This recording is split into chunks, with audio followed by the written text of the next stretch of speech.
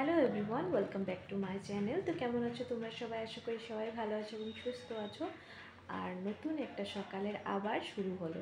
তো এইদিকে দেখো, আমি আজকে স্নান টান করে পুরো রেডি, এখন আসছি পুজো দেওয়ার জন্য। তো এইদিকে দেখো, রাত্রেবেলা যেহেতু আমি এসে করি না, ঠাকুরকে স্বয়ং দিই না, দোকান থেকে আস্তে আস্তে দেরি হয়ে যায়। আগে দিতাম কিন্তু এখন পারি না, যেহেতু দিতে পারি না। তো এদিকে দেখো, ফুল টুল রয়েছে অনেকটা, ফুলগুলো সরাতে হবে এখন।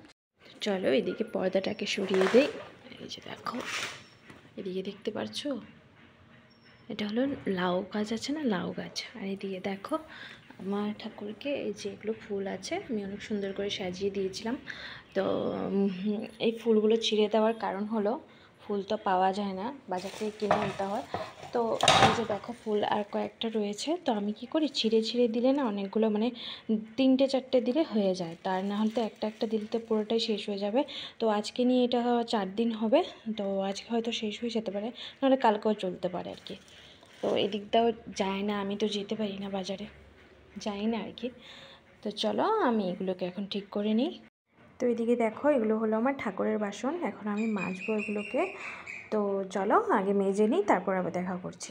তো এদিকে দেখো, পুজো টুজো কমপ্লিট করে এদিকে আমি একটু চা বানিয়ে নিচ্ছি, একটু চা খাবো। আর এদিকে দেখো, সয়াবিনগুলোকে ভিজিয়ে রেখে দিয়েছি।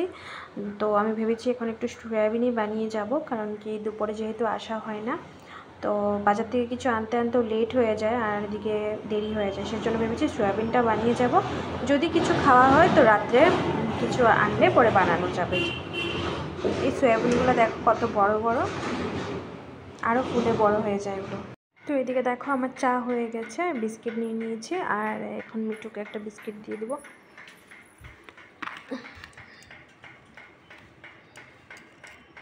নাও। Good morning. Good morning. তো মিঠুটা যে আমাদের মিঠু হলো, মানে আমাদের যে ঘরের মালিক নিয়ে আছে তাদের মিঠু। তো ওরা যখন ঘুরতে যায় গিয়ে, তো আমাদের কাছে দিয়ে যায়, আবার এসে পরে নিয়ে যায়। কিন্তু এবার অনেক দিন থেকেই আছে, আর শায়রি খেলে একটু, বাচ্চাদের সাথেই একটু বেশি চিল্লাচিল্লি করে, আর না হলে ওদের সাথে এতটা করে না। তো সেই জন্য বলছে যে থাকুক তোমাদের কাছে এখন।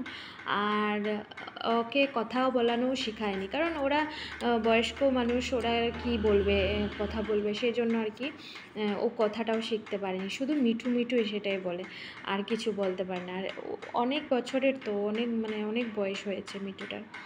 আর আমি যখন বন্ধ করে রাখি না, এখন তো ঘরে থাকি না, আর জানলা টালনা খোলা থাকে, এর জন্য এখন ওকে ছাড়ি না। রাত্রে যখন আসি তখন ওকে ছেড়ে দিই, তোমাদেরকে দেখিয়েছি অবশ্য। তো ও একটু ঘোরাঘুরি করে, তারপর আবার নিজে নিজেই ঢুকে যায় মন ভরে গেলে। তো এইদিকে দেখো, শায়রিও রেডি হয়ে গেছে, স্নান টান করা কমপ্লিট, এখন শায়রিকে ভাত দিয়ে দিব।